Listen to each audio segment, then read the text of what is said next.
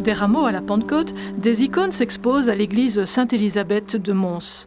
Un parcours didactique, en texte et en images, permet de s'immerger au cœur de la lumière, au cœur du mystère pascal, et de découvrir que ce message est toujours d'actualité. C'est la campagne d'affichage Pâques dans la Cité qui alimente cette exposition. Il y a 20 ans que cette initiative a vu le jour.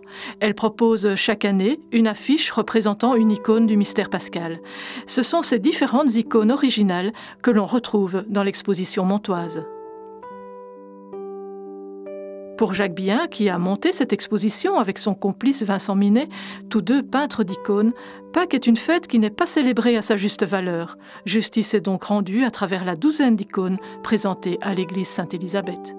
Je pense qu'aujourd'hui, il y a un certain décalage dans notre capacité à communiquer notre foi.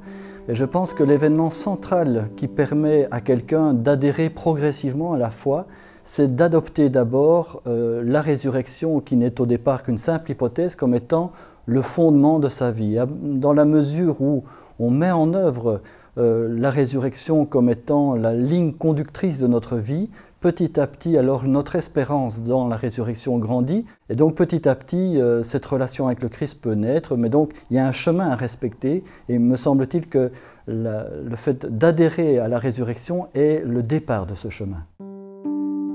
Si la passion du travail bien fait habite Vincent et Jacques, à chaque coup de pinceau donné, à chaque touche de couleur déposée, les deux artistes investissent beaucoup plus que leur talent dans leur création.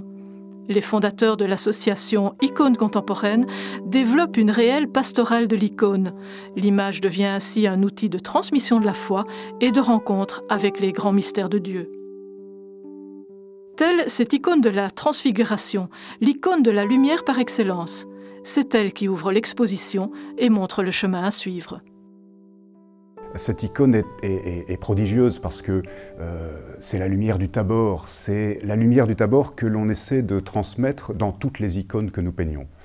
Et elle a cela de particulier que toutes les expériences où Dieu s'est montré dans la Bible ont été faites sur une montagne. Pensons à Moïse, pensons à Élie, qu'on retrouve d'ailleurs sur cette icône de la Transfiguration. Et d'un seul coup, arrive ce Tabor sur lequel le Christ se révèle dans sa divinité et réconcilie le ciel et la terre.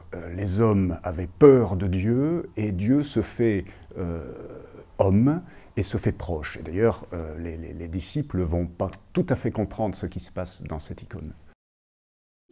Qu'est-ce que c'est la lumière pour un peintre d'icône? La lumière, c'est ce qui est à la fois révélé et ce qui nous est caché. C'est toujours un grand mystère d'arriver à peindre des icônes parce qu'il y a ce que les apôtres ont vu, dont ils se sont cachés, en tout cas par rapport à cette icône de la Transfiguration, et qui nous révèle la lumière émanant du Christ ressuscité, mais aussi qui révèle notre lumière intérieure. C'est peut-être celle dont on a le plus peur d'ailleurs. C'est l'icône du dévoilement, l'icône de la Transfiguration, l'icône de ce voile qui se déchire et qui nous permet d'entrevoir non seulement la lumière incréée, mais aussi la lumière intérieure. Alors quand on peint une icône, que ce soit la Transfiguration ou n'importe quelle icône, eh bien on est face à ce mystère-là. Et on avance, on tâtonne un petit peu dans le noir, un petit peu comme saint Thomas qui tâtonne le côté du Christ pour voir si c'est vraiment ça, si c'est vraiment lui. Alors le peintre d'icône, coup de pinceau après coup de pinceau, réveille cela, le montre au monde et puis surtout le dévoile pour lui-même. Alors c'est un chemin de conversion étonnant pour un peintre.